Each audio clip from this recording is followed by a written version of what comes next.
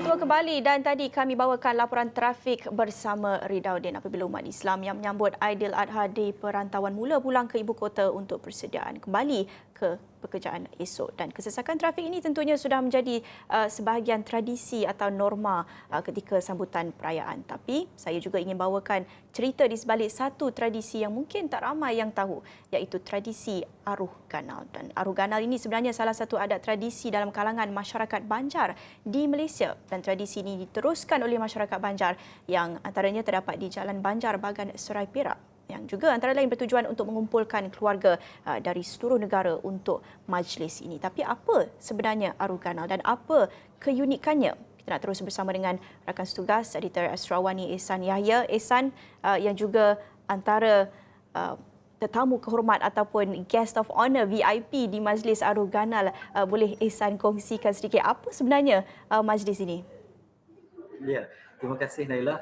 Sebelum itu saya nak ucapkan salam Aidiladha juga kepada Naila dan juga rakan-rakan yang ada di studio. Jadi kalau Ridaudin boleh ucapkan selamat Aidiladha, saya pun juga nak ambil kesempatan ini dan juga kepada semua penonton Astrawani lah. Tapi yang pertama sekali, sebenarnya saya komiti dalam Aruh Ganal ini. Macam Naila sebut tadi, Aruh Ganal ni kita bercakap berkaitan dengan satu kenduri yang cukup besar. Ia adalah antara perkataan ataupun bahasa yang digunakan oleh Banjar, masyarakat dan juga komuniti Banjar yang ada di Bagan Serai Perak. Bila sebut pasal Aruh Ganal ini, kita mengumpulkan ahli-ahli keluarga yang bukan saja keturunan pertama, kedua, ketiga, malah kepada keturunan-keturunan yang mungkin kita dapat kumpul yang masih lagi ada dan juga yang masih lagi hidup lah. Jadi hari ini berlangsungnya Aruh Ganal di peringkat keluarga saya dan juga komuniti di Jalan Banjar ini yang cukup istimewanya. Ia diadakan sempena Aidiladha. Kalau semalam 12 ekor lembu ditumbangkan sempena Hari Raya Korban. Hari ini malam tadi ada acara makan sup ramai-ramai selepas tahlil dan sebagainya. Lepas tu turunlah semua keluarga melapah lembu, kemudian memasak dan sebagainya. Dan hari ini adalah acara pemuncaknya apabila kita memanggil keseluruhan keluarga. Kalau tengok daripada tajuk itu, Andin Tasim itu adalah keturunan ataupun salah silah yang ke-5 atau ke-6 saya rasa dalam keturunan berkenaan. Jadi hari ini kumpul lebih daripada 1,000 orang lah yang datang, yang merupakan saudara mara dan juga keluarga daripada Andin Tasim berkenaan. Tetapi yang lebih istimewa Naila nak kongsikan dengan Naila hari ini, timbalan Menteri Kesihatan 1 Datuk Dr. Nur Azmi Ghazali turut bersama-sama kami dalam meraihkan Aruh Ganal ini. Tapi saya sempatlah bertanyakan kepada beliau berkaitan dengan acara dalam kita beralih dalam fasa perolehan endemik ini, apa yang perlu diingatkan, apa perlu dipatuhi oleh mereka yang berada dalam kawasan ataupun untuk menganjurkan acara-acara seperti ini. Untuk Nailah dan juga untuk penonton, kita dengarkan apa yang dinyatakan oleh Datuk Dr. Nur Azmi Ghazali. Kita semua kena sedar yang kita belum lagi endemik. Kita baru masuk ke fasa peralihan ke endemik. Jadi kita semua mesti sedia. SOP banyak dilonggarkan dulu dan beberapa SOP yang penting pun dah dibuat supaya memudahkan orang ramai untuk kembali kepada kehidupan yang hampir normal dengan aktiviti ekonomi dan sosial dan sebagainya. Termasuklah majlis-majlis seperti majlis Aruh Ganal yang kita buat di Masjid Tinggi hari ini kan, di mana ramai orang berkumpul. Dan saya minta juga supaya semua orang sedar bahawa sekarang ni keadaan COVID meningkat sekarang ni disebabkan adalah subvarian B4, B5 yang telah berleluasa di dunia sekarang ini. Di Malaysia kita pun sudah ada BA5, jadi kita mesti berhati-hati. Bermakna semua orang seperti SOP kita lah. Di luar kita mungkin tak perlu pakai pelitup muka, tetapi di tempat-tempat di dalam bangunan dan juga di tempat yang sesak, yang sempit, kita mesti pakai. Kita jaga diri kita sendiri dan jagalah kebersihan kita, sanitasi kita, penjarakan antara kita pun kita cubalah jaga. Dan kalau ada perhimpunan-perhimpunan, jangan terlalu lama sangat meeting dan perhimpunan tu dalam sesuatu mesyuarat. Kita kena, yang terbaiknya perhimpunan dibuat di kawasan yang lapang macam ni, yang berpenuh dengan ventilasi yang lebih baik. Jadi kita semua mesti jaga diri kita. Dan seperkara lagi saya nak nasihatkan, yang belum ambil vaksin, sila ambil vaksin. Yang belum ambil booster, ambillah dos penggalak ini. Ihsan, seperti yang disarankan Datuk Dr. Nur Azmi ini, SOP tetap perlu diutamakan, tetapi ini tidak bermaksud ia akan menghalang sambutan ataupun adat tradisi itu diteruskan seperti mana dapat disaksikan dengan Majlis Aruganal ini. Saya nak berbalik kepada tradisi Aruganal ini yang cukup unik dan banyak lagi yang saya nak tahu. Tapi bagi Ihsan sendiri, seperti Ihsan katakan, antara tujuannya adalah untuk mengumpulkan seluruh ahli keluarga dengan merentasi pelbagai generasi. Tapi bagi Ihsan sendiri, kalau nak ikutkan sejarah keluarga Ihsan itu, Ihsan dah generasi keberapa dan sejauh mana sebenarnya adat tradisi Aruganal ini masih lagi diamalkan dalam keluarga Ihsan? Kalau ikut nak jawab soalan Nailah tu generasi keberapa, saya pun tak pasti. Saya pun tak pasti lah Nailah, tapi daripada itu mungkin generasi ke-6 ke-7 seperti itu, sebab keluarga saya ataupun generasi ataupun keluarga saya ini, Andin Tahsin ini antara orang yang terawal yang menetap di Jalan Bangga di Masjid Tinggi di bahagian Serai ini. Jadi sebab itu keluarga dia besar, keluarganya ramai, dan juga makanan-makanan tradisi juga kita sediakan. Kalau nak bercakap lanjut, sebenarnya kalau bercakap lanjut berkaitan dengan Banjar ini, mungkin ada yang mengatakan ia berasal daripada Indonesia dan sebagainya. Ia benar, tetapi pengumpulan dan oleh masyarakat Banjar ini memberi satu titik tolak lah kepada bagaimana untuk kita faham sebenarnya berkaitan dengan Aruganal ini. Jadi saya ada kongsikan daripada Tuan Haji Jamaluddin Asy'ari yang berceritakan sedikit berkaitan dengan bagaimana idea bagaimana Aruganal ini sebenarnya diadakan. Jadi mungkin kita boleh dengarkan sedikit daripada bubuhan Banjar Perak ini, Tuan Haji Jamaluddin Asy'ari, dengan apa yang dimaksudkan dan juga bagaimana kehadiran Aruganal ini memberi impak untuk generasi ke generasi mengenal antara satu sama lain. Jadi program Aruganal ini kalau kita di bahasa Melayukan ialah kenduri besar. Jadi kita mengumpulkan masyarakat Banjar daripada keturunan Andin Tahsin dan lebih kurang 6 ke 7 generasi yang selepas dan sebelum ini. Jadi kita mengumpulkan seluruh keluarga di seluruh Malaysia ini berhimpun di tapak dan Dewan Mahatafiz Al-Akhlaq Islamiyah Masjid Tinggi ini. Jadi insyaAllah kita dapat menemukan beberapa keluarga yang sebelum ini terpisah jauh, lama tidak pernah bertemu, dan Alhamdulillah pada kita telah menemukan beberapa keluarga yang sebelum ini kita berada berjauhan, ada yang daripada Johor, daripada Terengganu, Kelantan dan sebagainya. Alhamdulillah pagi ini kita dapat bertemu dalam satu keluarga dalam majlis silaturahmi keluarga besar Andin Tahsin. Wallahu a'lam. Dan satu lagi Cok, Aruganal ni bukan perkara asing bagi masyarakat Banjar di Indonesia contohnya. Tetapi kalau di Malaysia sendiri bagaimana? Ya, jadi insyaAllah program yang dinamakan sebagai Aruganal ini kemungkinan sama dengan program kenduri besar. Tapi maknanya kita membawa cara dan kaedah yang dilaksanakan di Banjarmasin, Kalimantan Selatan, dengan ada istilahnya halal bihalal yang dimaksudkan oleh di negara jiran tetangga kita di Indonesia sana. Wallahu a'lam.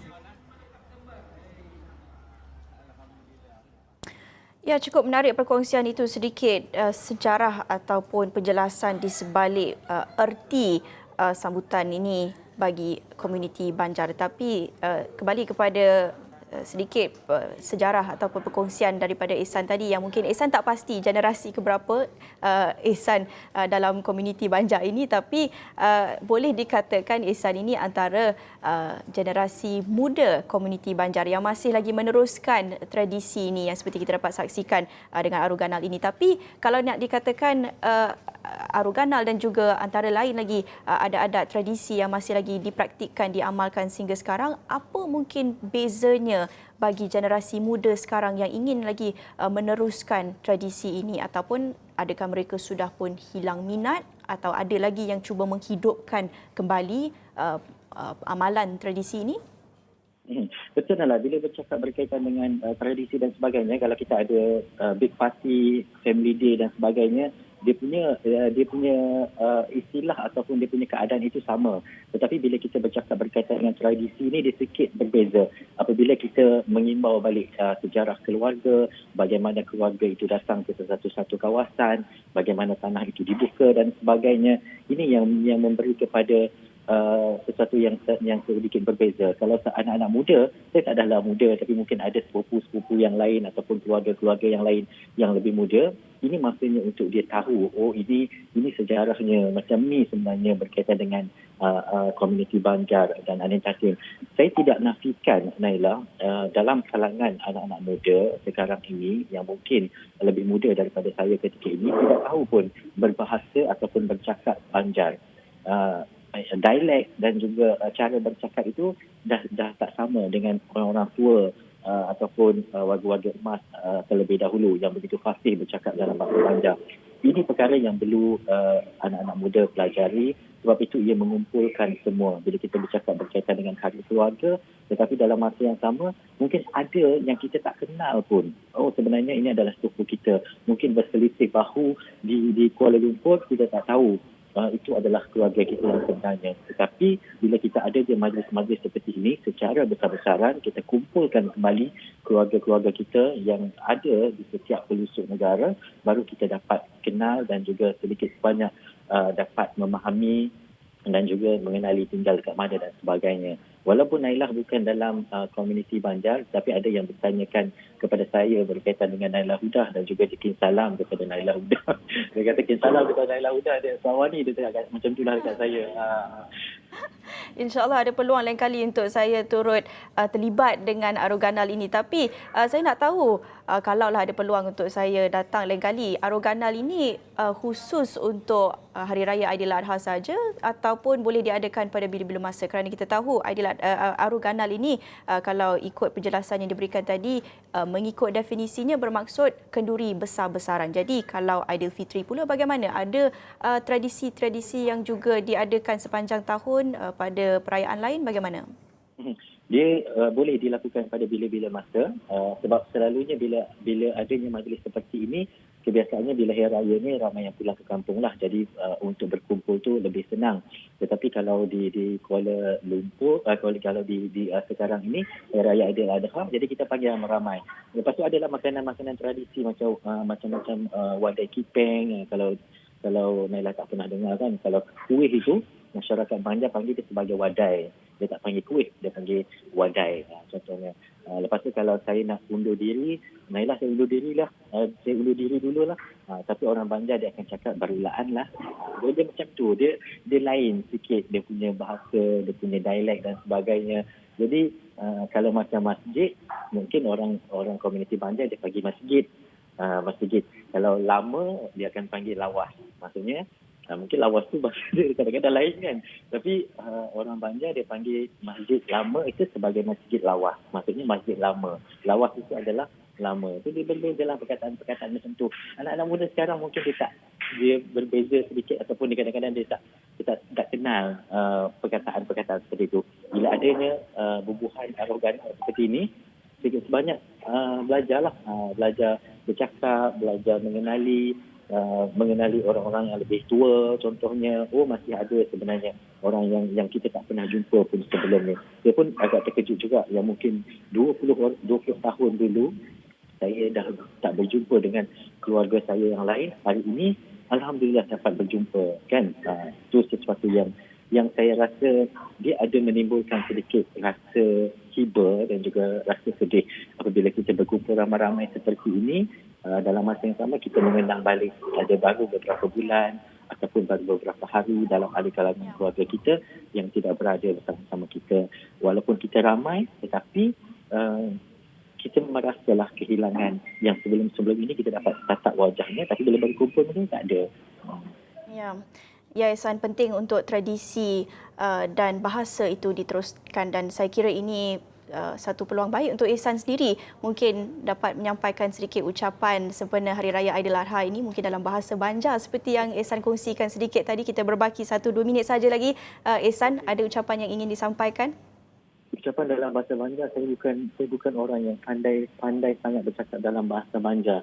Tetapi saya nak mengucapkan selamat Hari Raya Aidiladha lah kepada seluruh masyarakat dan juga orang yang beragama Islam, dan juga kita mengharapkan agar supaya perkongsian ini memberi satu idea juga kepada bukan sajalah generasi ataupun komuniti bandar, tetapi siapa saja untuk meraihkan dalam sebuah keluarga yang besar. Kalau kita kumpulkan balik, Naila, mungkin kita rasa macam kecil je keluarga kita ni, tapi bila kita kumpulkan balik, rupanya ramai. Tapi saya nak akhiri dengan ayat-ayat Banjar sedikit lah. Terima kasih Naila, terima kasih kepada yang menonton. Apa yang perlu saya cakap, Banjar rakat membawa barakat. Sekian dulu, saya Berilaan dan Yahya. Assalamualaikum, terima kasih Naila.